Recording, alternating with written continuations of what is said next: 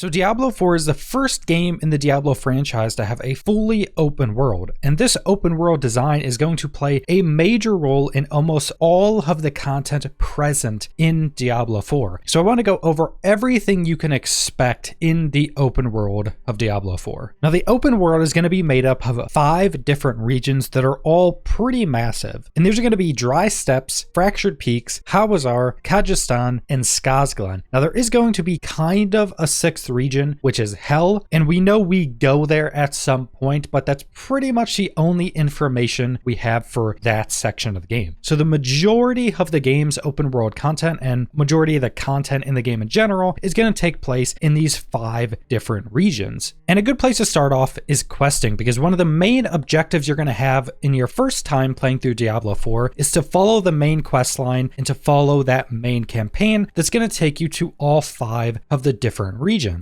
Now, with this being an open world game, you're actually able to go to any region you want whenever you want, and you're able to do the main campaign in any order you want. So on one playthrough, you could start at Skazglen. One playthrough, you could go to Dry Steppes. So you can pretty much mix and match the different chapters of the main campaign in any order you want to do them. But also, after you complete the main campaign once on one character, you are able to skip that campaign on any of your alt characters, which will allow you to level up in what's essentially the adventure mode of Diablo 4. And then past the main campaign quest, there's also going to be hundreds of side quests throughout all of these different zones. And if you played the open beta, you'll have seen this. There are tons of side quests in all the main hubs or any of the cities or settlements you visit. Then there are just going to be random quests you find scattered throughout the world. You may find a dead body somewhere that you inspect, and this will give you a side quest. There's even items you can randomly obtain from certain enemies that will also give you a piece of a side quest. And these side quests aren't just one and done pieces of content. A lot of them are actually part of a bigger side quest chain that usually is tied to a single settlement or city in the game, and they usually build up to have a conclusion. And a lot of the side quest chains I did in the open beta were actually very interesting, and a lot of them were really well done, the same as the main campaign quests were very well done as well. So as you're exploring this open world, going through following your quest, you're going to find a ton of additional content that you can partake in. First off being the open world events. And these are always going to be colored orange. It's usually going to pop up an orange circle that shows you what area to go to partake in one of these different events. And there's just going to be a ton of different events it can possibly be. Usually the same event in one area is generally going to be the same event, but there are dozens and dozens of different potential events you can come across. And these events are also going to be pretty important because not only are they going to award a bunch of additional experience, gold, and gear, but they're also going to give you murmuring obols, which are currency you can use to go gamble for gear at a vendor in the main cities of the game. And in a similar vein, you're also going to be coming across a ton of different sellers. Now these were actually very similar to each other in the beta, but essentially all these are a cellar you enter. It's usually 1 or 2 small little rooms, and there's usually a small event inside. It'll usually spawn a pack of enemies, an elite or a mini boss, maybe even a chest or something like that. And when you complete it, you usually will obtain a similar chest to what you find in the open world events. And these are very small pieces of content that are going to be more used for another system in the endgame. And these aren't going to be a main bit of content, but they are a more small side activity that you can partake in once you come across them. Now, something that's a much